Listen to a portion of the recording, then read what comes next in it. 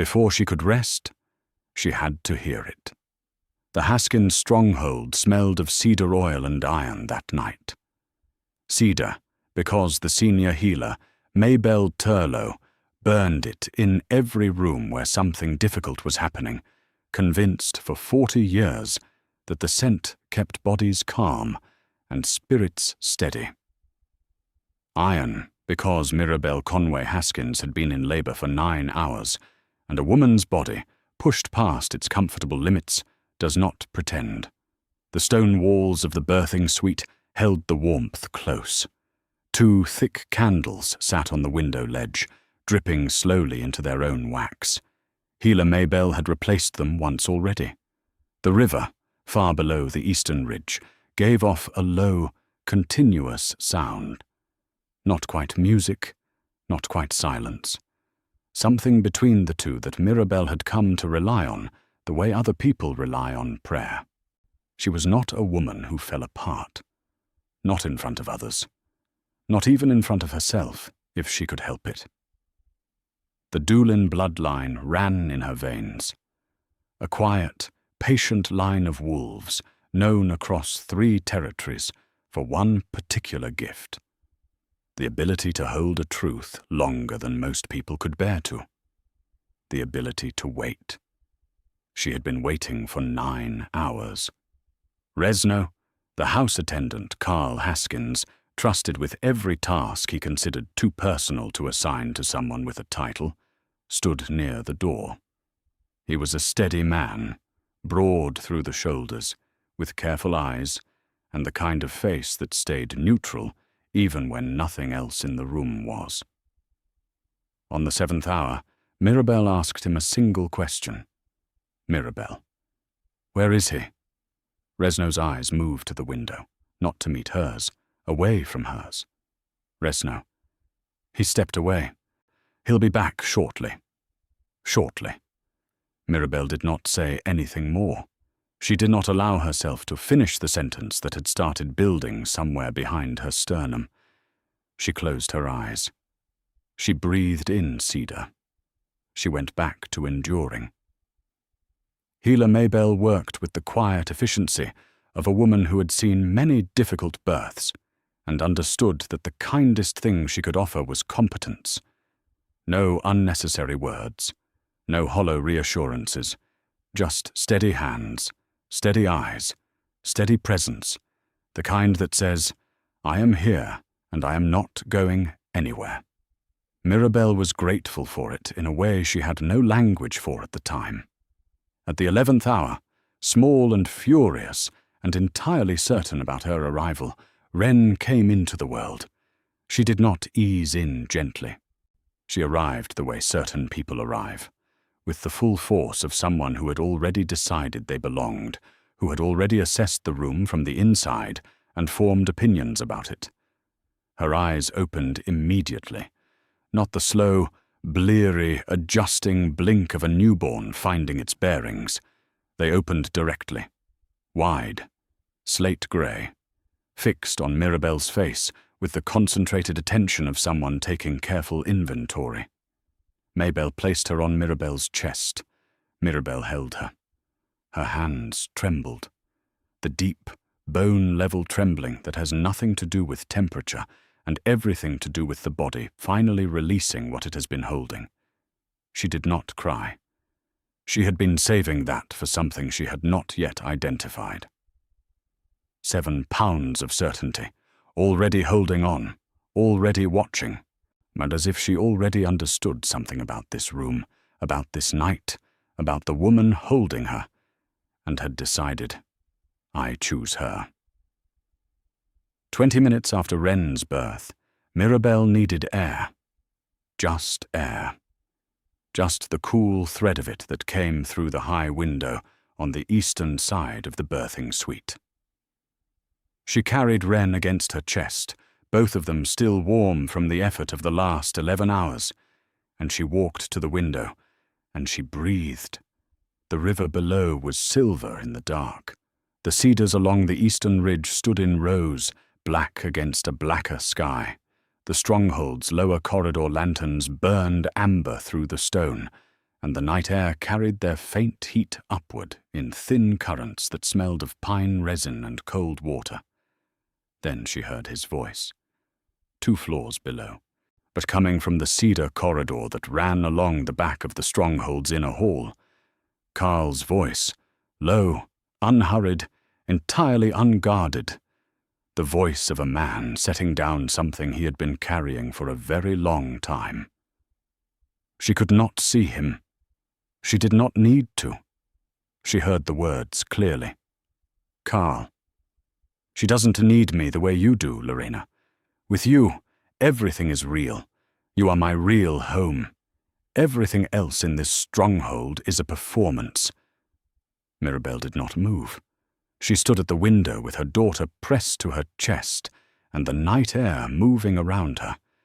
And she waited, the way Doolin women always waited, for the full shape of a thing to show itself before making any move at all. She waited for Karl's voice to drop in shame. She waited for a nervous correction, a pulled-back qualifier, at any sound at all that would reshape what she had just heard into something that cost her less. He said nothing more. He simply continued in that low, unburdened voice, and the woman below, whose name Mirabel had only heard spoken once at a gathering 3 months prior, Lorena Voss, laughed. Softly. The laugh of a woman who considers the matter already decided. Mirabel turned from the window. She did not make a sound. She did not wake Maybelle. She walked back to the bed and sat and looked down at Wren's face, those wide, steady, slate-grey eyes, still open, still watching her with that same concentrated calm. Mirabel. Hello. It is just the 2 of us now, and I need you to know. That is more than enough. Wren's fist closed around Mirabel's finger. Held. Karl Haskins had dismissed many things in the course of his reign, but he had never dismissed anything as completely as he had dismissed the woman upstairs, who had just given him an heir, who was still warm from doing it, and who was already, in the silence of that birthing suite, beginning to move. Karl arrived 12 minutes after Wren's birth. 12 minutes. Mirabel counted them later, not out of bitterness, but because the Doolin gift ran deep. She remembered everything, even the things she would rather not carry. He came through the suite door with the settled energy of a man who had just completed something significant and was moving on to the next item. His dark hair was neat. His collar was straight. He smelled faintly of cedar and cold air and, though Mirabel noted it only with the quiet, trained part of her mind, something light and warm that was not any scent found in the stronghold. He looked at Wren the way a person looks at something they have heard described many times and are now seeing in person for the first time. The recognition on his face was genuine. The tenderness was reaching, the first careful reach of a man who has not yet committed to the feeling. He held her, briefly, with the stiff, considerate hold of someone performing an action they understand intellectually, but have not yet felt in the chest. Karl, she looks like you, around the eyes. Mirabel watched his face while he said it. She had spent 3 years learning to read him, the micro-expressions, the quality of his attention, whether his eyes were in the room or somewhere else entirely. His eyes, in that moment, were nowhere near the room. Karl. The visiting pack lords from the Finch territory are still in the main hall, but I told them I would return after. I need to go back down. Are you all right? Mirabel looked at him for exactly 1 breath. Mirabel. I am fine. Go. He kissed her forehead, lightly, the kiss of a man fulfilling a duty he had identified and was now checking off. Then he handed Wren back. Then he left. The door closed with the particular softness of someone trying not to make their departure sound like what it was. The room went quiet. She had heard this silence before. in the space between what Karl said and what he meant, in the rooms he had stopped inviting her into, in the documents that bore his name and her thinking. She had lived in this particular silence for so long, she had started to mistake it for the sound of a marriage. It was not the sound of a marriage. It was the sound of an ending she had not been allowed to name until tonight. She did not sleep that night. Mirabel dozed in the chair by the door, her breathing slow and even. Wren slept against Mirabel's chest with the absolute abandonment of a creature that has no reason to be afraid. And Mirabel lay still in the amber light and allowed herself to do the one thing she had been carefully, deliberately, methodically avoiding for the better part of 18 months. She looked at the last 3 years without flinching. The word real, that was the word Karl had used. Real home, everything else a performance. She turned it over the way you turn a stone you have found in a field, not yet sure what lives beneath it, but already certain something does. In the world of wolves, words like that do not escape accidentally. Or the weight of such language is taught early, embedded in pack ceremony, woven into the oldest laws. Real family, real home, real mate. These were not careless expressions. They were declarations, the kind that, once spoken, cannot be walked back into silence. Karl had known exactly what he was saying. He had simply not known who could hear him. And that specific, terrible carelessness was perhaps the clearest truth of the evening. He had not feared being overheard, because in his understanding of the world, she was not in a position from which overhearing mattered. She remembered the last pack gathering. She had watched Karl across the room with the patient, practiced attention of someone who has done it many times before, or when she had watched the moment he found Lorena Voss near the far window. The way his posture shifted, barely perceptibly, the way his shoulders released something they carried everywhere else, the way his face became, in some quiet, animal way, less defended. She had filed it. She had told herself it was nothing, or if it was something she could outlast with enough patience and enough love. The Doolin women were known for their patience. She had treated that patience as a virtue. She understood now it had been a trap she had laid for herself. Somewhere past 2 a.m, Wren woke. Not crying. Simply awake, the way she seemed to prefer, eyes open, tracking the ceiling, finding something up there worth examining. Mirabel lifted her, and they looked at each other in the amber glow of the remaining candle. And something in the quality of Wren's attention settled Mirabel in a way nothing else in the room could manage. This child watched everything with the focused calm of someone running quiet calculations. She did not demand. She observed. She held on. In that sense, in that specific, bone-deep sense, she was already the most Doolin person Mirabel had ever met.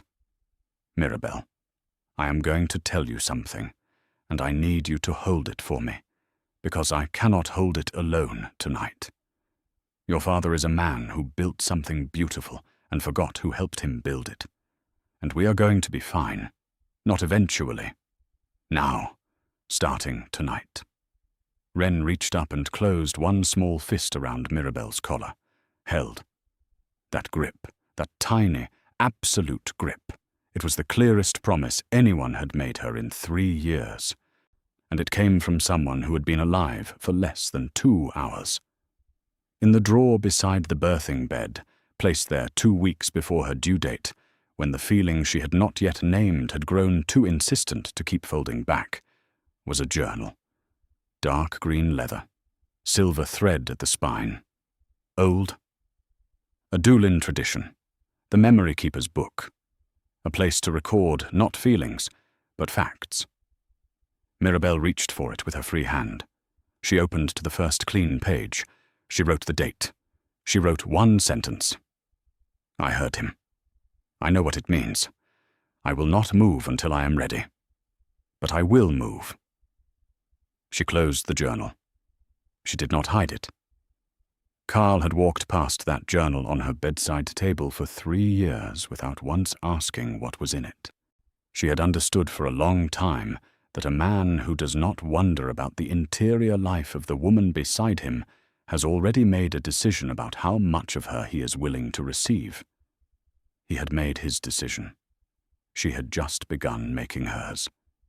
He returned at dawn. He looked tired in the honest way a man looks tired when the performance has gone on too long. He sat in the chair beside the bed and looked at Wren, asleep in the crook of Mirabel's arm, and something crossed his face. Something genuine, unguarded, briefly and completely real. Karl. She is remarkable. I did not think I would feel it this immediately. Mirabel watched him. He was not performing this. The love for his daughter was starting its way through him, fresh and true, and entirely uncomplicated by everything else. She let herself feel the full, more terrible weight of that, because this was what she had loved about Karl once. The moments when his guard came down and something real moved through him. She had loved him in those moments with everything she had, and those moments had grown rarer and smaller and further apart, until she had started to wonder if she had imagined the original. She had not imagined it. It had simply been redirected toward someone who had required less of him, and she had spent 3 years trying not to understand that. Karl, you should rest. I will have Resno bring you whatever you need. He left again. She did not watch him go this time. She looked at Wren. She opened the journal. She began, in small, careful letters, to write the first date in what would become a very long list of facts. By the 3rd day after Wren's birth, or Mirabel could move around the suite without assistance.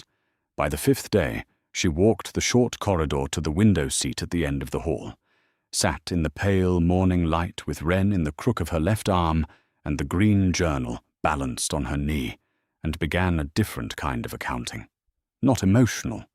Emotional records were hers alone, stored in the part of herself she kept private, and did not offer to anyone without very good reason.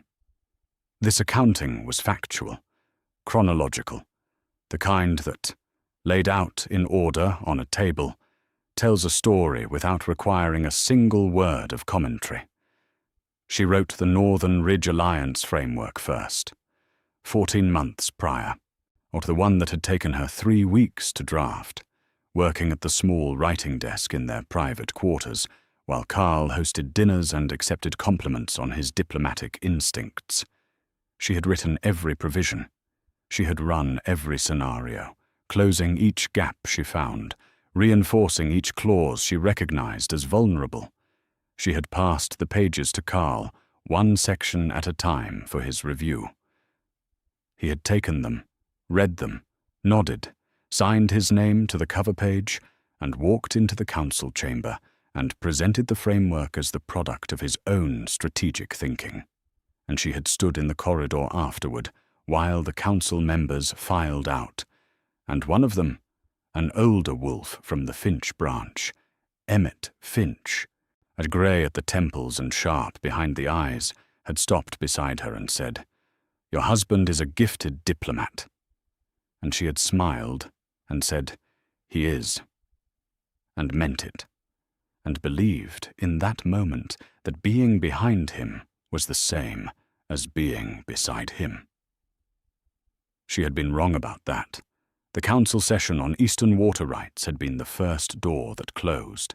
18 months into her bonding with Karl, she had walked to the council chamber for the weekly governance meeting. The meetings she had attended for a full year, sitting at the long table, offering analysis when asked, holding her counsel when not, learning the rhythms of the pack's decision-making from the inside. She had arrived and found the door shut. Harlan Bonner, Karl's senior council secretary, had been standing outside it with the careful expression of a man delivering news he has been instructed to make sound reasonable. Harlan, Alpha Haskins asked that this one be kept to the core council. Sensitive matter. He said to tell you he would brief you afterward. She had nodded. She had gone home. She had told herself it was one meeting. It was not one meeting.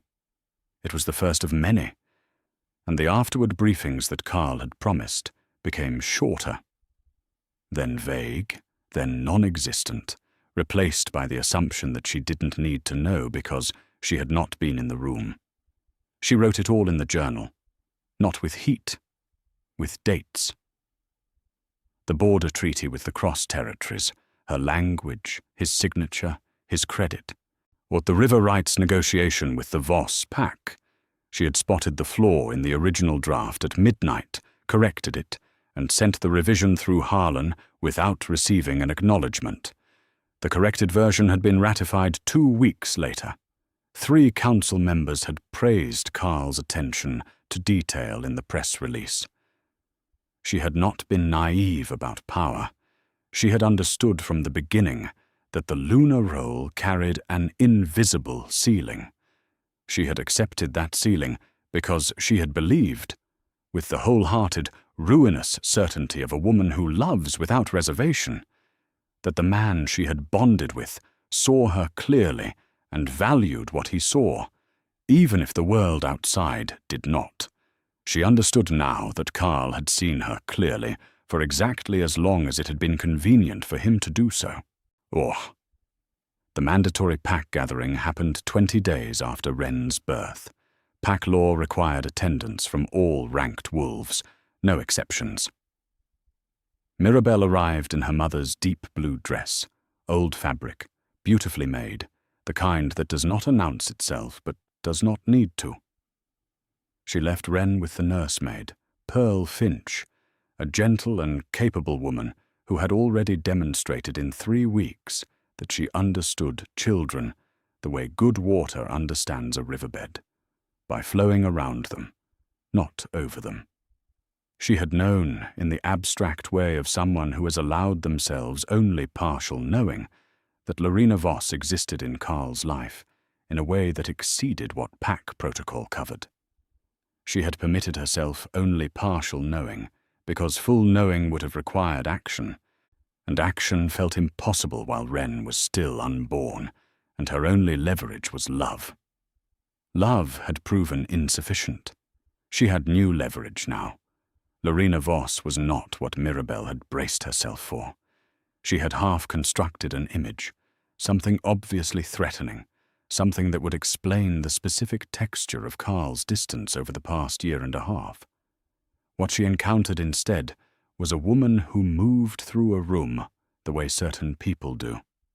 Not loudly, not by force, but by a kind of calm, territorial certainty that made the room adjust without quite realizing it had.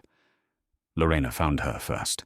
She came across the hall with a warm smile and extended her hand. Lorena. You must be Mirabel. Karl speaks of you often, and congratulations on the little one. She sounds precious. Karl speaks of you. Speaks of, not treasures, not adores, speaks of. The way someone mentions a fixed appointment on their calendar. Reliable, scheduled, requiring maintenance. Mirabel looked at this woman, at the settled calm of her, at the complete absence of guilt in her face, at the way she held herself in a room she clearly believed she already partially owned, and understood something she had been refusing to understand for 18 months. Lorena Voss didn't see herself as the other woman.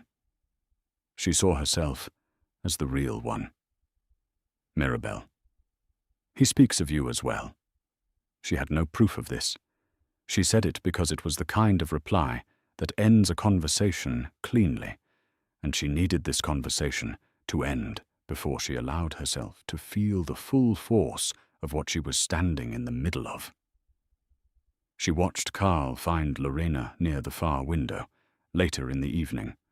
She watched the exact moment his posture changed, shoulders releasing, jaw softening, something in his face arriving that she had not seen, directed at herself in over a year. The specific expression of a man who has stopped performing and started simply being. She stayed through the end of the gathering. She said what needed saying. She thanked the people who needed thanking. She left when departure would not be noticed. In the carriage back to the stronghold, she sat with her hands folded in her lap and finally, completely, without flinching, let herself see it all clearly. The alliance frameworks, the closed council rooms, the name erased from documents she had written, the 12 minutes, the voice through the window. She had been so afraid of what clear-eyed honesty would cost her. She was finished being afraid. Morphia had done its work. What remained was something steadier, something that looked, from the inside, almost exactly like purpose. 3 weeks postpartum, a small envelope appeared on the window seat beside her tea.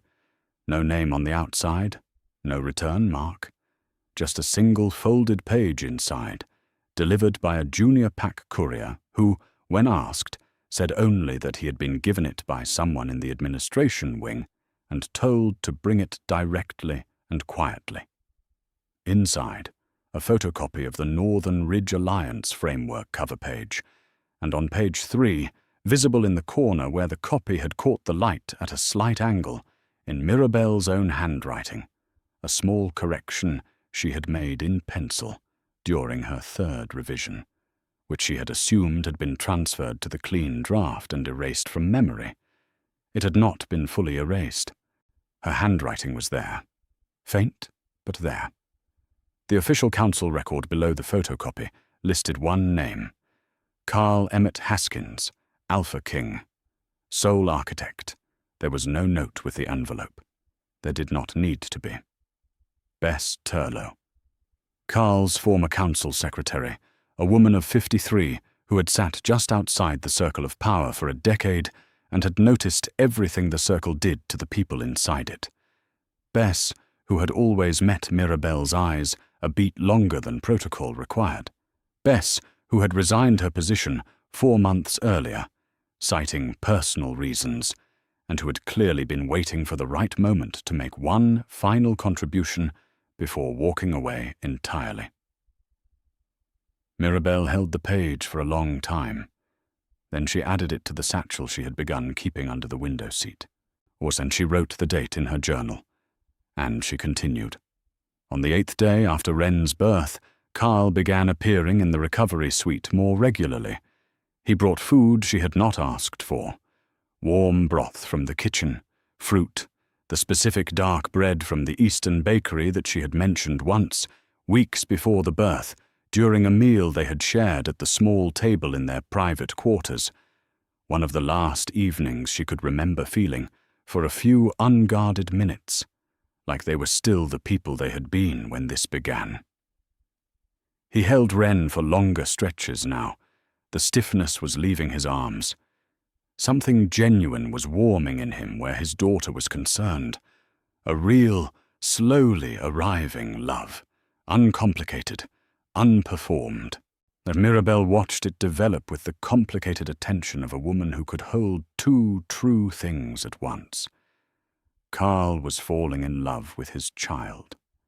Karl was also running a strategy. These were not contradictions. They were simply both true. She had learned, in 3 years beside him, that Karl Haskins was perfectly capable of genuine feeling and calculated action occupying the same decision. It was, in its way, what made him effective as an alpha. It was also what made him exhausting to love. He asked how she was sleeping with actual patience for the answer. He told her she looked tired and touched her face briefly with the back of his hand, and the touch was warm and it landed, and she let it land because she was a person, not a fortress, and warmth still did something to her even now. Karl. I worry about you here. But the stronghold carries a lot of pressure. It is not the right environment for a woman who is still healing and a newborn who is still adjusting to the world. She looked at his eyes while he said it. His eyes were doing the thing she had always been able to identify, the specific brightness of a man who believes his narrative is landing.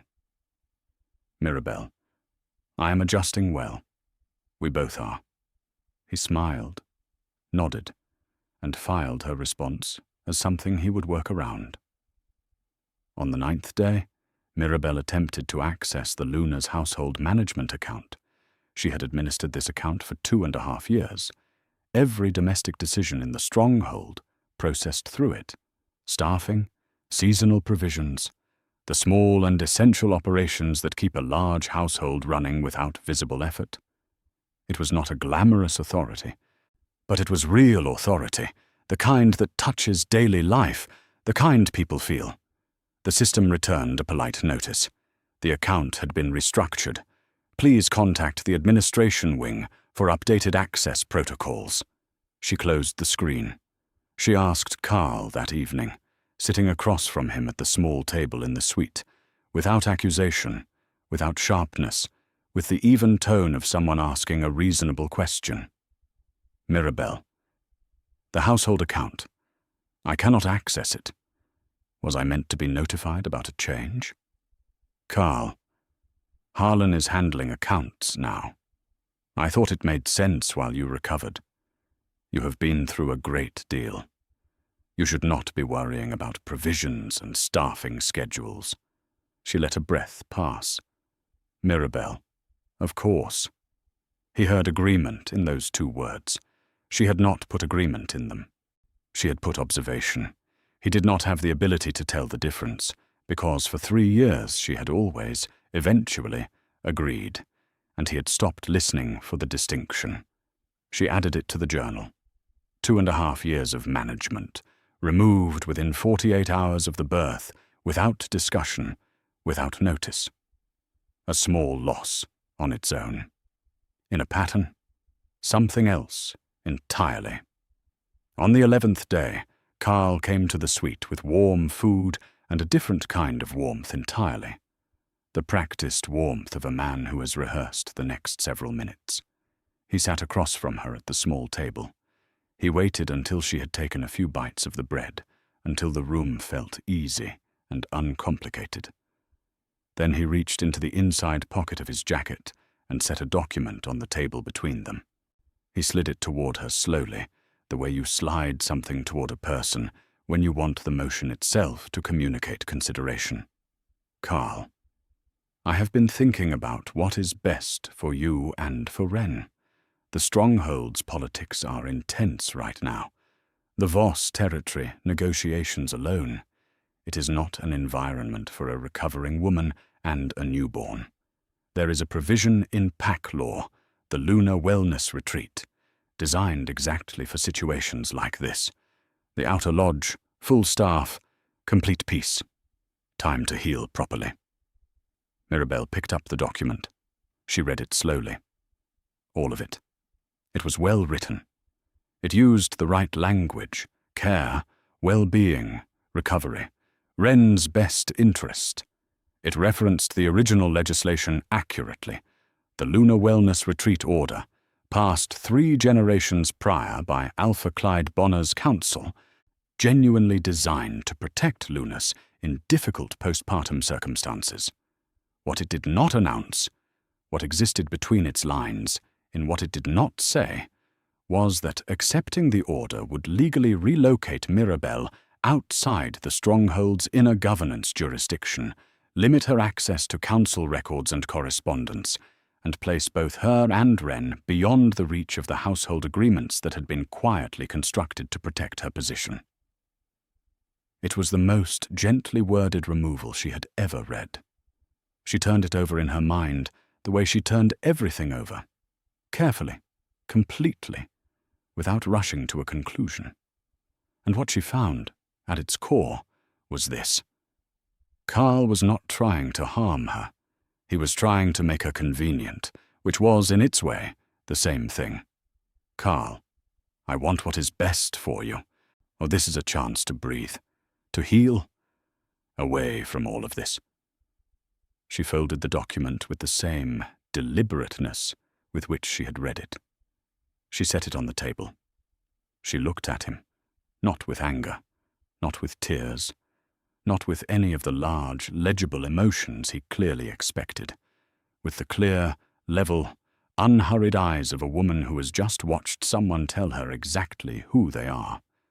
Mirabel, you will understand, one day, what you have done here. She said it quietly. Just that. The even, patient tone of someone stating a fact that requires no defense. Karl heard grief. He categorized it as emotion. He let it pass, because in his experience, emotion moved through people and did not linger. He was wrong about that, but he would not discover how wrong for some weeks yet. Before the door had fully closed behind him, the Mirabel was on her feet. Not rushing, not panicking, moving with the quiet efficiency of someone who had mentally completed this task many times and was now simply executing what she had already planned. She took Wren's essentials, the few items of clothing, the small blanket Glenda McGraw had sent from the village 3 weeks before the birth, the cedar rattle that had sat on the window ledge since the 5th day, and that Wren had already demonstrated an opinion about. She took the green journal. She took the leather satchel from under the window seat. Inside it, the Bess Turlow photocopy, the treaty correspondence with her handwriting in the margins, the council letters she had composed and passed through Harlan for Karl's signature over the course of 14 months, or the photographed provision from the 3rd ledger of the Doolin Compact that she had found 2 years prior while cataloguing the ancestral archive and had filed under a recipe she had never made. She took everything that was genuinely hers, nothing that was not. At the door of the suite, she stopped. She let herself look back once at the amber lanterns she had learned to navigate, the stone corridor that smelled of cedar and old rope, and every difficult morning she had moved through in the past 3 years. She did not mourn it. She simply acknowledged it. Then she walked out. Karl expected her at the outer lodge by evening. He sent Resno to check the following morning, when she had not arrived. Resno returned with a polite message from the lodge caretaker. The Luna had not appeared. By the 2nd day, Karl began making quiet inquiries. By the 3rd, he called his lawkeeper, a methodical man named Rufus Cross, and told him to find her. Rufus did not say what he understood immediately, that finding a woman who has spent 3 years learning the infrastructure of your pack from the inside is not a simple instruction. The cottage was small and cold, and absolutely nothing like the stronghold. It sat on old Doolin land, 2 hours east of the Haskins territory boundary, tucked against a ridge of cedar and pine, with the river running close enough to hear through the walls. The windows were thick glass, wavy with age, the kind that distorted the outside world into something slightly softer than it was. The stone floors held the cold in the mornings and the firelight in the evenings. A crack in the lower pane of the kitchen window let in a thread of river air that smelled of clean water and mineral earth. Resno Doolin, Mirabel's cousin, a quiet man who asked nothing and offered everything useful, had the fire going and a pot on the hook when she arrived. He had not been told the full shape of what had happened. He did not need to be. He looked at her face, and at Wren in the sling, and at the leather satchel on her shoulder, and he turned back to the fire and said nothing, which was the most generous thing he could have done. Glenda McGraw had already been and gone. She had left bread on the counter, a covered pot of something warm on the back of the stove, and a handwritten note tucked under the bread that said simply, "I am down the ridge whenever you need me." Not before. While Mirabel sat in the kitchen chair with Wren on her chest and the river audible through the cracked window, and breathed in a way she had not managed in 11 days. All the way down, the cedar and iron smell of the birthing suite had finally left her. She replaced it with pine and cold water, and the particular kind of quiet that exists in a place where nobody is watching you perform anything. She did not think about the stronghold. She did not rehearse conversations she would never have, or mourn the ones she might have said differently. She thought about the morning. She thought about what she needed to do next. The Doolin women didn't grieve by standing still. They grieved by moving, by building, by turning what had been taken into the foundation of what came next.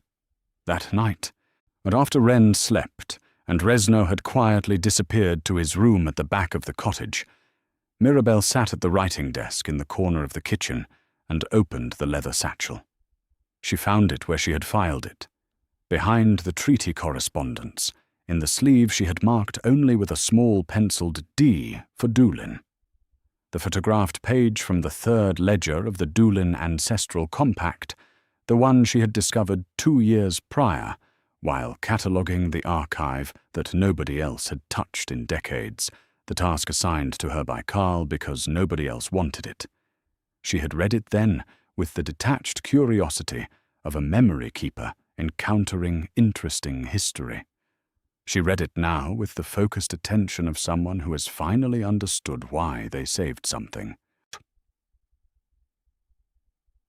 A mother of Doolin bloodline who speaks her child's name in the tongue of her line, in the presence of a moon witness, before any formal pack-naming ceremony, holds a spiritual guardianship claim that precedes and cannot be overridden by any Alpha's ceremonial declaration.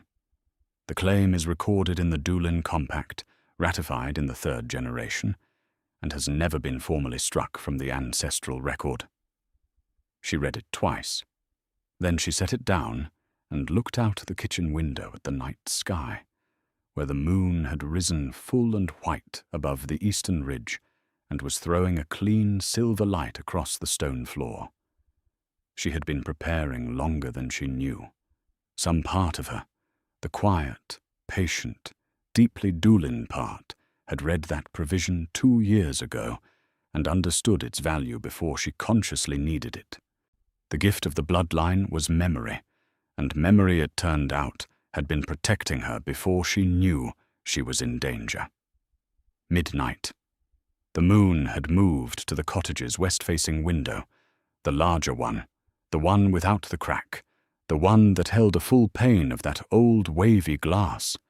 The light it threw was extraordinary, silver and clean and entirely without agenda, the kind of light that reveals things as they are, rather than softening them into what people prefer. Mirabel lifted Wren from the borrowed crib, a sturdy old thing that Reznor had found in the back storage room and had clearly spent most of the afternoon quietly cleaning. Wren was awake. She was always awake in these midnight hours, doing her preferred activity of watching the ceiling with complete seriousness, as though she had been assigned to monitor it and took the assignment personally. Mirabel carried her to the window. She stood in the full pour of the moonlight with her daughter in her arms, and the river speaking below, and the cedars standing still against the night. And she breathed once, long, complete, all the way down. And then she spoke. She spoke in the Doolin tongue, the old language her grandmother had taught her at a kitchen table not unlike this one, in a house not unlike this one, on winter mornings when the river was loud and the fire was low and words were the warmest available thing. She said her daughter's name. Mirabel. Wren. Free passage. Open sky. The space between branches that belongs only to the bird, to no cage, to no hand, to nothing that would hold you smaller than you are. Wren made a sound. Small, soft, or not quite language, but carrying, unmistakably, the quality of recognition.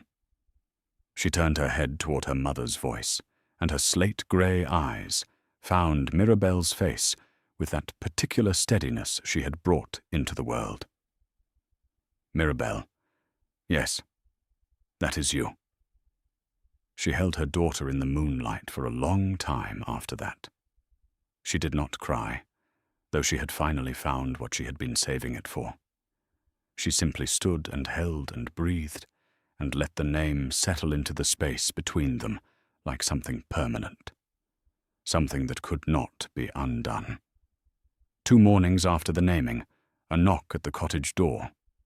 Mirabel had heard the footsteps on the path 30 seconds before the knock.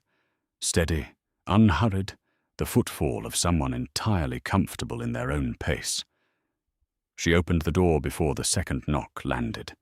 Kathleen Lambert was perhaps 60, though her face had long since stopped trying to communicate anything other than what it actually was.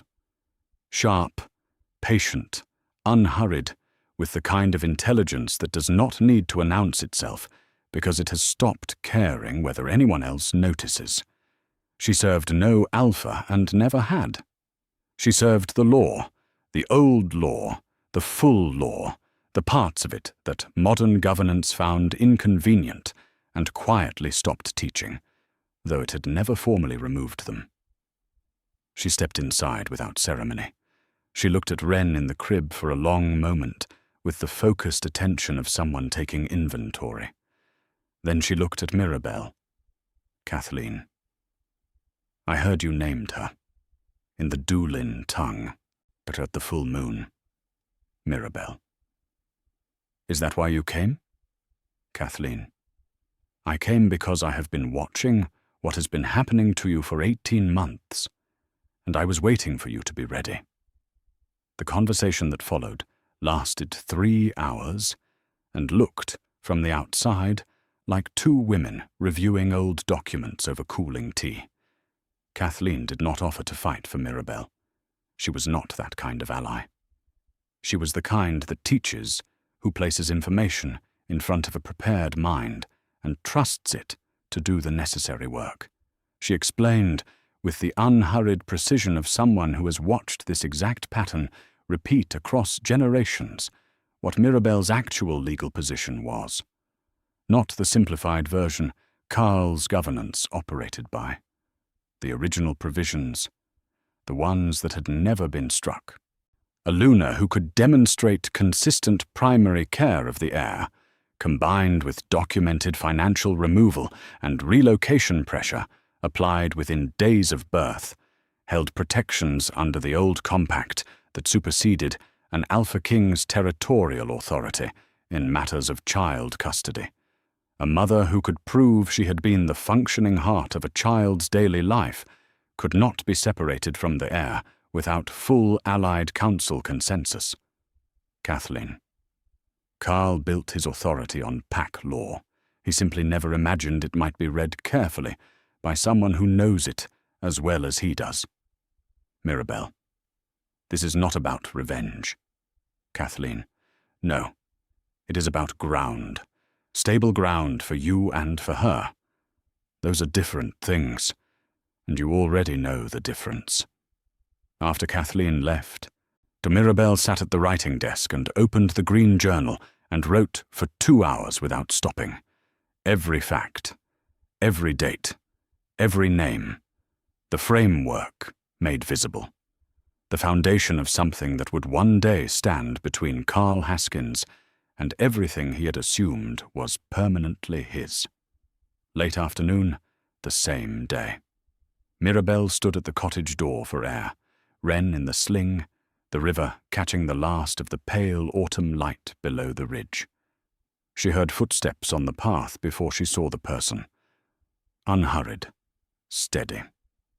The particular weight and pace of someone who is not in a hurry, not because they lack direction, but because they are comfortable with their own pace and see no reason to perform otherwise. A man appeared around the bend in the path, perhaps 33, or broad through the shoulders in the way of someone who does physical work regularly and without ceremony. Dark hair, slightly longer than pack convention, an open, weathered face, the face of someone who spends most of their time outdoors and has stopped having opinions about what the weather does to them. He was carrying an armful of firewood with the easy competence of someone for whom this is simply a thing that needed doing. He stopped at a polite distance. "Wyatt, the Eastern holdings get cold faster than people expect. I had extra. I thought you might need some." He set the wood down neatly beside the door, not in a pile, actually stacked, with the particular care of someone who has done this many times and knows that a well-stacked pile burns longer and lights easier. He did not attempt to come inside. He did not introduce himself at length. He did not perform helpfulness. He simply provided the thing. Then he turned to go. "Mirabel, thank you." He nodded once, kept walking. No embellishment, no attempt to make the gesture carry more meaning than it held. She watched him go down the path. She looked at Wren. Wren was watching the space where he had been with the same steady attention she gave everything. Open, unhurried, not alarmed. Good instincts, Mirabel thought. She filed him in the part of her mind she kept for things that were not urgent, but were worth remembering. Kathleen returned on Thursday, as she had said she would, with a satchel of scrolls and the unrushed energy of a woman who had been looking forward to a particular piece of work for some time. They spread everything across the cottage table. The kitchen became, for the next several hours, something between a law office and an archive. Old documents and new ones, official records and personal notes, arranged in chronological order until the table held the full visible shape of 3 years of invisible labor. The alliance frameworks with Mirabel's handwriting in the margins, the treaty correspondence composed in their private quarters and submitted through Harlan under Karl's name, the council letters she had drafted, the border agreement she had corrected at midnight, the provision structure she had designed for the Northern Ridge negotiation. Each document laid beside its official counterpart, the version the pack had been given, the version that contained none of her. The financial record. Account access removed within 48 hours of Wren's birth. To household management restructured without discussion or notice. The wellness retreat order, its careful language set beside the provision it had been drawn from, its purpose visible when you knew what you were reading. This was not a collection of grievances. It was a collection of facts. And facts, arranged in sequence and held up to light, tell a story more powerfully than any accusation. They do not require emotion. They simply require a reader with eyes. Kathleen had also brought something else, the name of Emmett Finch, the Allied Council's current presiding member. A careful, methodical man, known across 5 territories for his discomfort with instability and his complete disinterest in political maneuvering. A man who, Kathleen mentioned with the neutral precision of someone reporting a weather forecast, had been observing Karl Haskins's governance with increasing unease for the better part of 2 years. Kathleen. He has not acted on that unease. He is not an impulsive man, but he is an attentive one.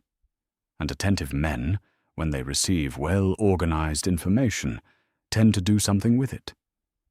Mirabel. Then we give him well-organized information. At the Haskins stronghold, Karl was learning what it feels like to reach for something that is not where you left it. The Allied contacts who had always returned his correspondence warmly were still warm, but with a new quality of precision, an added formality, a carefulness in their language that had not been there before. Questions had appeared in his incoming correspondence that he could not trace to a source, requests for documentation on specific decisions made over the past 2 years, inquiries into the management of certain alliance agreements, requests for original drafts.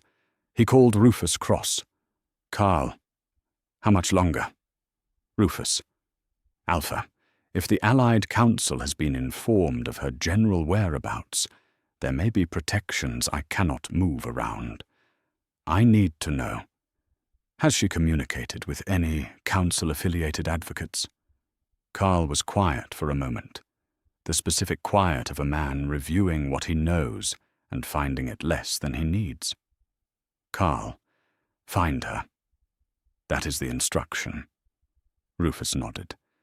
He did not say what he already understood, that the inquiry questions appearing in the council's correspondence, of the sudden carefulness of allied contacts, the specific pattern of documentation requests, these were not accidents.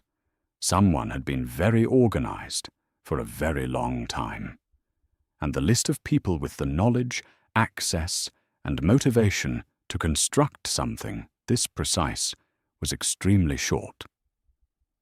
In the private suite she had occupied with increasing permanence over the past year, Lorena Voss sat with a correspondence of her own and performed her own kind of accounting. The social signals were not subtle to a woman who knew how to read them.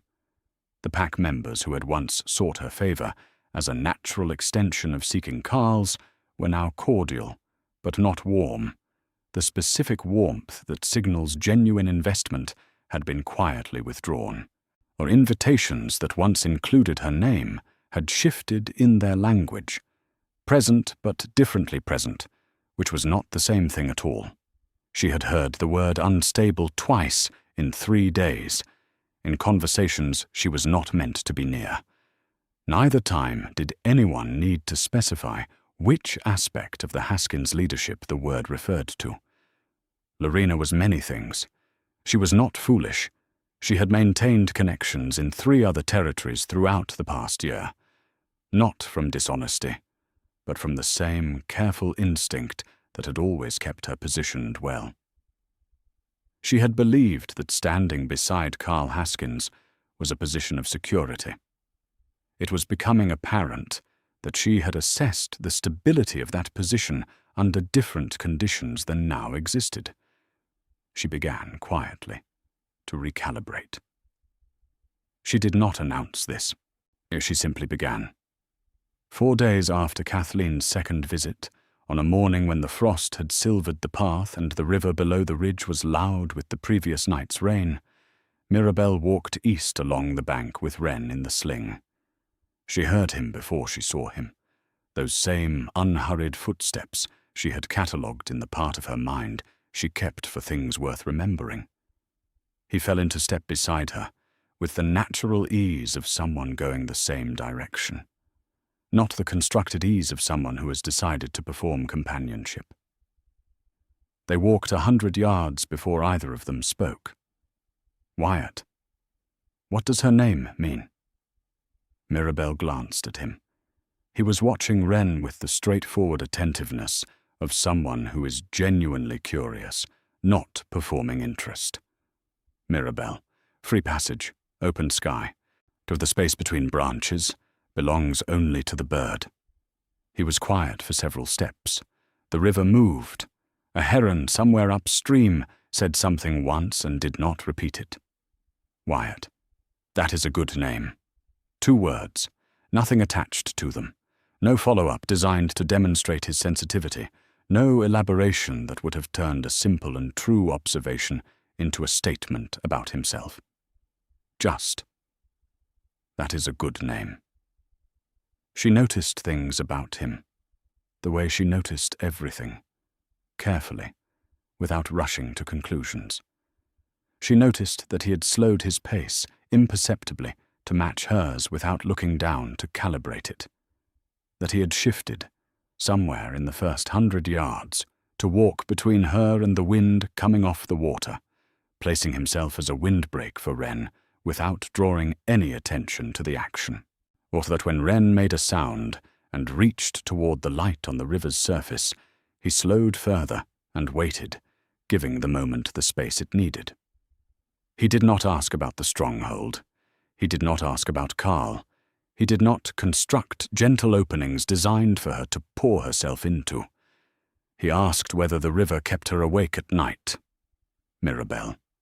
It helps, actually. I find it easier to sleep when there is something steady nearby. Wyatt. That is how it was for me, The first winter, I worked the eastern boundary.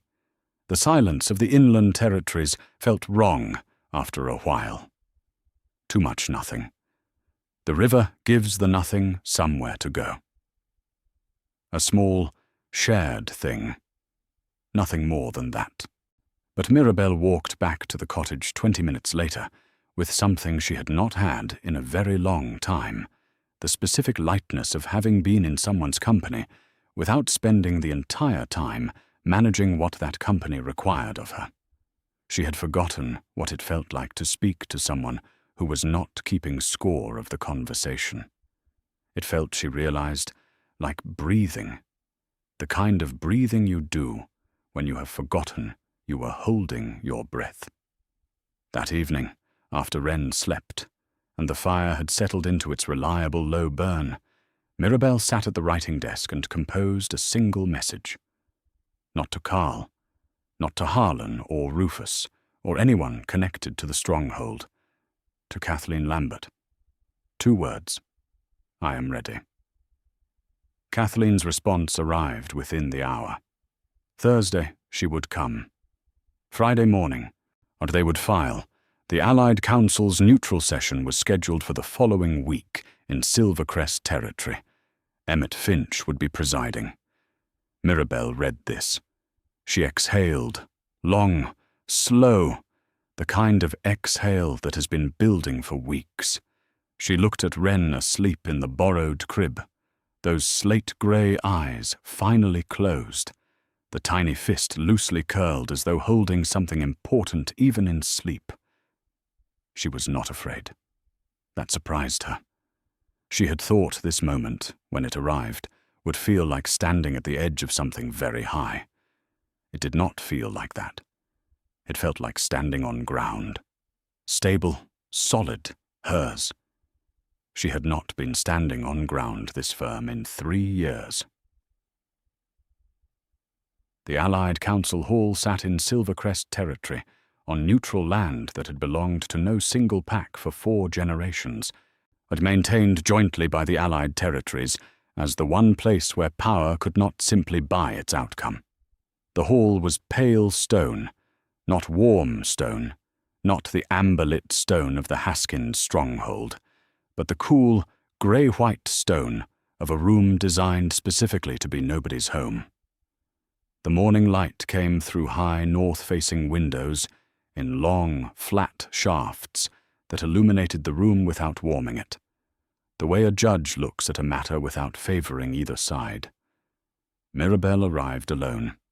Wren was with Glenda McGraw, who had appeared at the cottage at dawn with the brisk, cheerful efficiency of someone who had been waiting to be useful and was enormously relieved to have a specific task. Glenda. Go, I have her. She and I will be fine, won't we? To a small one. Wren had regarded Glenda with her usual concentrated seriousness, and then made a sound that could charitably be interpreted as agreement. Mirabel wore her mother's blue dress. Old fabric, beautifully constructed, with the quiet elegance of something made by someone who understood that quality speaks without needing to announce itself. She carried the leather satchel. She wore no lunar jewelry, no rank display, no visual language of title or formality. She came as herself, which was, she understood, more than sufficient. Karl arrived 10 minutes later, with Rufus Cross on his left and Harlan Bonner on his right. Harlan wore the expression of a man who wished he were somewhere, anywhere else. Rufus wore careful professional composure, the specific composure of someone managing a case they have privately assessed as difficult. Karl himself was impeccably composed. He was good in formal settings, confident, articulate, trained by years of governance to project authority and reasonableness in equal measure. He looked at Mirabel when he entered, and something shifted briefly in his eyes. The specific recalibration of a man who has encountered something he did not expect. She looked prepared, not tense, not braced, prepared. He had planned for grief, for anger, for the legible emotions of a wronged woman that he could manage and root around. He had not planned for this particular quality of stillness, and he did not know, in that first moment, what to do with it. Rufus Cross spoke first, as agreed. His voice was measured and professional, his language carefully selected. Alpha King Karl Haskins, the argument went, held clear territorial authority, demonstrated financial stability, and possessed the formal position and bloodline to provide every material necessity for the heir. The Luna's departure from the stronghold was framed as instability, a concerning pattern of behavior in a postpartum woman who had declined a reasonable provision made for her own well-being. The wellness retreat order was presented as evidence of Karl's care. The Luna's refusal to attend it was presented as evidence of her state of mind. It was a smooth argument, well-built, professionally delivered, drawing on the right provisions and the right language. It would have been highly effective in a room that had not yet heard the other side. Mirabel sat through it with her hands folded on the table and her eyes steady. She did not flinch. She did not react. The stillness of her listening was, in itself, a kind of statement. The statement of a woman who already knows how this ends, and is not in any hurry to demonstrate that she knows. Kathleen Lambert rose from her chair the way she did everything, without ceremony, without performance, with the unhurried authority of someone who has been doing this long enough to know that clarity, not volume, is what moves a room. She did not begin with Mirabel's pain. She did not begin with the night at the window, or the birth room, or any of the emotionally available material that another advocate might have led with. She began with a date, 14 months prior, the Northern Ridge Alliance framework. She placed the original draft on the table, Mirabel's handwriting on every page, corrections in the margins, the structure built from nothing on the small writing desk in the private quarters of the Haskins stronghold. She placed beside it the official council record, Karl Emmett Haskins, Alpha King, sole architect. She moved forward through the months methodically, the treaty language, the border agreement, the council correspondence, each document paired with its official counterpart, the full weight of 3 years of invisible labor, now visible, arranged in chronological order on a council table where it could be read by anyone with functional eyes. Then the financial record. Account access revoked 48 hours after birth. Household management restructured without notice, without discussion. A wellness retreat order filed 11 days postpartum, a provision designed to protect recovering mothers, used here to accomplish something structurally different. Then she addressed Emmett Finch directly. Kathleen. There have been inquiry questions appearing in the Allied Council's received correspondence over the past 3 weeks. Questions regarding Haskins' alliance management, requests for original documentation of decisions made over the past 2 years. The source of those questions is the pattern visible in the documents before this council today. Emmett Finch, seated at the head of the table with the unhurried attentiveness of a man who has been patient for some time and is now paying very close attention, looked at Harlan Bonner. Emmett. Mr. Bonner. How long has an internal review of the Haskins alliance record been active? Harlan's pause was brief, less than a second. But in a council hall, a pause at the wrong question carries the weight of a testimony. Harlan. Several weeks. Emmett. Was this disclosed in the preliminary filing? Another pause.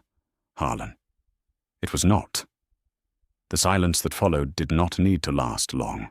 It did its work in seconds. When her turn came, Mirabel rose. She did not mention Lorena Voss. She did not use the word betrayal or the word heartbreak or any of the language available to a wronged woman making an emotional appeal. She had not come to this room with emotions. She had come with something more durable. She spoke about Wren's feeding schedule, about the dawn river walks, the way her daughter tracked light across the stone floor of the cottage each morning, with the same concentrated attention she brought to everything, about the pediatric wellness visits she had arranged and attended alone in the Eastern Territory, the records of which sat in the satchel and had been submitted to the council the previous afternoon, about the lullabies she sang in the Doolin tongue, because language is memory, and she intended Wren to carry her bloodline's gift forward. About the support structure she had built, Kathleen, Glenda, Resno, the cottage by the river with its cracked window, and its fire, and its borrowed crib, and its extraordinary, complete adequacy. She spoke about presence, about routine, about the specific texture of daily life when it is built around a small person who deserves steadiness above all else. Or she spoke entirely about her daughter, not once about herself. The contrast between what Rufus had presented and what Mirabel was describing was not subtle. It did not need commentary. One side had offered title, financial standing, and bloodline. The other side had offered the daily, minute-by-minute, warm and particular reality of a mother's life with her child. The room felt the difference without needing anyone to name it. She had not come to destroy him. She had come with the one thing that neither he nor anyone around him had thought to account for: the truth, organized, documented, patient, and irrefutable. She had come with the truth, and she had let it do what truth does when it is finally given room. Emmett Finch looked at the table for a long time before he spoke. Then he looked at Karl. No, Emmett. This council measures reliability, Alpha Haskins, not income, not title, not bloodline, however distinguished. Reliability, the ability of a parent to show up consistently in the daily life of a child. What I see before me is a mother who has demonstrated that reliability in the weeks since her daughter's birth, and a father who has yet to begin. Something in Karl's posture changed, not visibly to most of the room, a slight shift in the line of his shoulders, a quality of stillness that settled into his face. Mirabel saw it. She had spent 3 years learning to read him, and she could identify this particular movement with precision. The moment a man understands that the room has stopped going the direction he assumed, he understood. Finally. Completely. Not as a tactical realization, as a true one. He had been outmaneuvered not by manipulation or legal trickery, but by facts, by his own choices, arranged in order and held up to light. The session adjourned, the hall cleared in the measured way of official rooms after official business. Karl found her alone in the stone corridor outside, just the two of them, the sound of the chamber doors settling behind them. His flanking attendants had stepped away. His composure was intact but thin, the specific thinness that comes after a person has been holding something for a very long time, and the reason for holding it has just dissolved. "Karl, you planned all of this."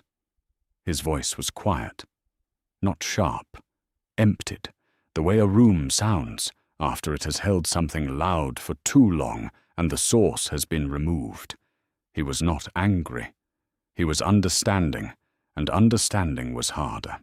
As Mirabel adjusted the strap of the satchel on her shoulder, she looked at him with the clear, level, unhurried eyes of a woman who has nothing left to manage or protect. "Mirabel, I planned to make sure my daughter is safe. Everything else followed from that." She walked past him. She did not look back.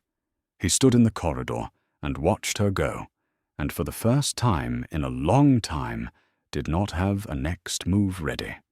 He stood with his own choices arranged around him like furniture he had picked out himself, and was now seeing clearly for what it was. He had thought, somewhere in the architecture of his assumptions, that silence was agreement, that patience was surrender, that a woman who did not fight out loud had accepted defeat. He had been wrong about all of it. And the lesson had arrived not with drama or violence or any of the forms he might have anticipated, but with documentation and dates and the quiet, devastating authority of a woman who had finally decided to stop making herself convenient. The ruling arrived on a morning that smelled of pine and cold water, and the bread Glenda had baked the evening before and left cooling on the stone counter. Mirabel was standing at the kitchen window with Wren on her hip. The river was loud with overnight rain. The frost on the ridge had softened in the early sun, dripping from the cedar boughs in slow, bright drops. Wren was watching all of it with her usual focused attention, turning her head from the river to the trees, to the light on the water, with the methodical interest of someone cataloguing. Where the message arrived through the council system, from Kathleen. Mirabel shifted Wren to her other hip and opened it. She read it once, then again, slowly, this time. Primary physical and legal guardianship of the heir Wren of the Haskins bloodline, granted to the Luna Mirabel Conway Haskins. All decisions regarding health, residence, formation, and daily care are granted solely to the mother.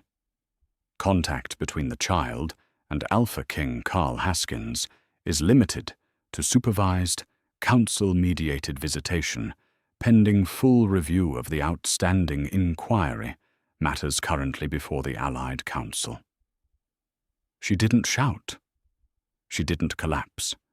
She didn't do any of the large, visible things that stories prepare you to expect from their peak moments. As she stood at the window with her daughter on her hip, and the morning light coming through the old wavy glass, and she exhaled. One long, complete, all the way down breath. The kind that has been held for so long, the body has almost forgotten what releasing it feels like. She pressed her forehead gently to Wren's. Mirabel, we are safe. We are home. Wren closed one small fist around her collar. Held. At the Haskins stronghold, Karl received the same ruling at his desk, in the manner he received all correspondence. Standing. He read it, standing. He read it again, standing. Then he sat. The motion of sitting was slow and particular. Not a collapse, but a deliberate lowering, the way a person sits when their body requires it and their mind is elsewhere. Supervised visitation, or he who had commanded alliance negotiations across 5 territories, who had spoken for the Haskins bloodline in every significant proceeding of the past decade, was now a scheduled presence in his own child's life. Not because Mirabel had been vindictive, not because she had engineered his humiliation, because the simple, organized, patient truth of what he had done, to her, to their partnership, to the record, had been sufficient. He reached for his communication device. He called Lorena. The call did not connect. He tried again. The second call did not connect. On the third attempt, a message arrived. Brief, clean. The language of someone who has already closed a chapter and moved to the next. She had left for another territory. She wished him well. She hoped things would settle. She was gone. No apology, no elaboration, or no backward glance. The woman he had called his real home left with the efficiency of someone concluding a business arrangement that had run its course. She had wanted to stand beside power.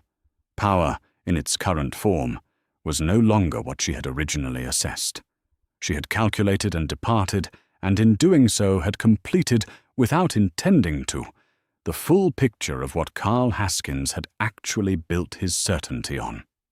He sat in the quiet of his study for a very long time. There was no version of the story that made him the reasonable center of it. There was only the room and the silence, and the understanding that he had arrived here entirely through his own choices, one after another, over 3 years. It was the loneliest he had ever been, and it was, he would come to understand later, the most honest. Glenda McGraw arrived at the cottage that afternoon, with noise and food and the specific, uncomplicated warmth of someone who has known a person for a long time and loves them without agenda.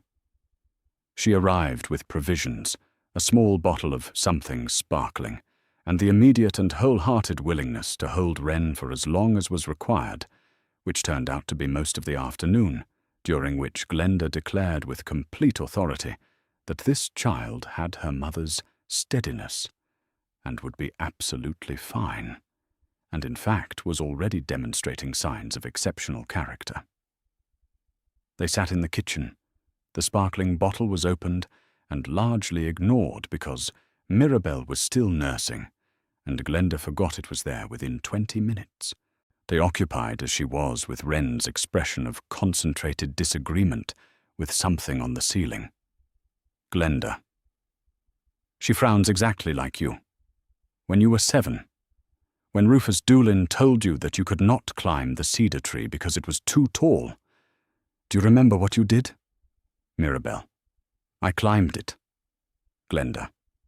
You climbed it, and you stayed up there until the sun went down, and then you climbed back down and said nothing to anyone and went inside for supper.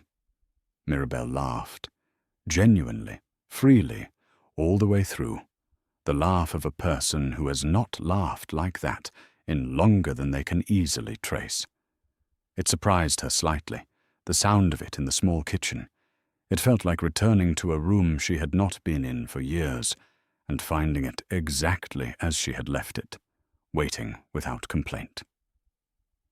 She had forgotten this, the specific texture of being with someone who had known her long enough to hold her history for her, so she did not have to carry it alone. The lightness of being a person rather than a position, of laughing without managing what the laugh communicated. It was not a small thing. It had felt small 3 years ago, when she had set it aside. She understood now that it was not small at all. The following morning, before the light had committed to being daylight, still grey and tentative along the eastern ridge, the river below loud with last night's rain, there was a knock at the cottage door. She had heard the footsteps on the path 30 seconds earlier. She always heard footsteps now. Old reflex, bone deep, impossible to set aside. These were the ones she had catalogued. Unhurried. Steady. Not in a hurry, or not because they lacked direction, but because they were comfortable in their own pace. She opened the door before the second knock. Wyatt Lambert stood on the path in the grey morning light. He was not carrying anything. He stood with the settled, uncomplicated ease of someone who has thought about what he wanted to say and decided the simplest version was the right version. Wyatt. I know a stretch of the east bank with better morning light, fewer rocks, if you wanted company on the river walk. He said it the way he said everything, directly, without layering it in meaning it did not carry, without the performed casualness of someone trying to make an invitation sound like it is not one. It was exactly what it was. An offer. Warmth made available. No obligation attached. He waited for her answer without filling the silence, without reassuring, without reaching. Mirabel. Give me a minute. She settled Wren into the sling. She pulled on her coat. She walked out. They walked the east bank as the morning fully arrived, warm and unhurried, the river making its own conversation beside them, the frost leaving the cedar boughs in bright, slow drops. Wyatt walked at her pace, not slightly ahead in the unconscious way that communicates authority over a direction, not slightly behind in the way that would feel like following. Beside her. Exactly beside her. at her speed, in her rhythm, without requiring any acknowledgement that he had calibrated to her. He asked questions without agenda, whether the cottage held heat overnight, what Wren's most alert time of day tended to be, whether the Doolin bloodline had always held east, or if the eastern territory was her own choice. He listened to the answers with the full, quiet attention of someone for whom listening is not a performance before speaking. At some point along the bank, the light shifted, the sun clearing the ridge in a long, warm pour that turned the water gold, and Wren made a sound and reached toward it with both arms, as though she intended to take hold of it. And Wyatt slowed, almost imperceptibly, without a word, giving the moment the space it needed, not pointing it out, not making it into a comment about how charming it was, simply slowing, waiting, letting the morning be exactly what it was. She noticed. She always noticed. She had been noticing since the first afternoon with the firewood, the specific quality of a man who does kind things without requiring them to be witnessed, who takes up only the space he is actually using, who makes room for the people beside him without making a statement of the making. She had spent 3 years in the presence of someone who turned every gesture into a demonstration of himself. Wyatt did the opposite. He simply showed up, at her pace, in her direction, and asked for nothing. She was not ready to name what she was noticing. That was fine. She had time. She had, for the first time in years, an abundance of time that belonged only to her and to Wren. Time that no one else had a claim on. Time in which she could afford to be patient. They walked back to the cottage as the morning light settled into full day. But at the door, Wyatt stopped. Wyatt, same time tomorrow if you want. Not a demand, not even quite a question, just the offer, left on the step for her to take or leave. Mirabel, same time tomorrow. He nodded once, walked back down the path without looking back. And Mirabel stood at the door with Wren warm against her chest, and the morning fully arrived around them, and allowed herself, quietly, carefully, without rushing anything, to feel the first small warmth of something new. That evening, after Wren had eaten and slept, and Glenda had made her departure with a great deal of noise and affection, Mirabel sat in the old chair by the hearth. The fire had settled into its steady, low burn. The river was audible through the cracked window. The green journal sat on the writing desk, closed, or she had not opened it since the ruling arrived. She did not need it any more for the purpose she had built it for. She sat and let herself be still, really still, for the first time in 3 years. Not the managed stillness of a woman performing composure, but the genuine stillness of someone who is no longer braced for the next impact. She thought about the woman she had been on the night of Wren's birth, standing barefoot at the birthing suite window, with a 7-pound certainty pressed to her chest, waiting for 3 words to take themselves back.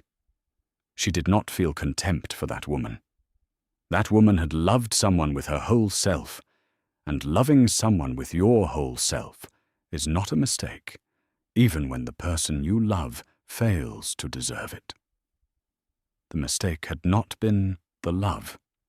The mistake had been the waiting, the long, more careful, patient waiting for someone to choose her back when all the evidence of 3 years had been telling her, quietly, in every small removal, every closed door, every document that bore his name and her thinking, that the choice had already been made. And she was not in it. She was finished waiting for people to choose her. She had chosen herself. She had chosen Wren. She had chosen the cottage and the river and the morning light and the work of building a life from the ground up in a place that felt like hers. She had chosen Kathleen's patient mentorship and Glenda's uncomplicated warmth and Resno's quiet competence and the specific, unhurried companionship of a man who brought firewood without ceremony and walked at her pace without being asked.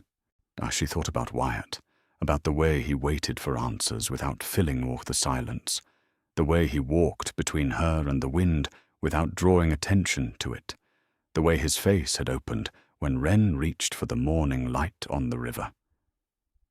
She was not ready to name what she was noticing. She did not need to be. She had time. She had ground. She had spent 3 years being valued as a function in someone else's life. She intended to spend the rest of her life being chosen as a person, wholly, clearly, by someone who understood the difference. She was patient enough for that. More than patient enough. She had, after all, always known how to wait for a truth worth holding. The fire settled. The river ran. Wren breathed in her crib with the deep, absolute abandon of a creature that has no reason to be afraid. So Mirabel Conway sat in the firelight, and for the first time in years allowed herself to imagine what the next year looked like. Not the year she had been surviving, the year she was going to live. It looked nothing like what had come before. She was surprised by how little that frightened her. She walked away with his heir. She walked away with herself. And of the two, of every choice she made in those weeks, in that corridor, at that window, the second was the one that mattered most. The second was the one that was entirely, permanently, irrevocably hers.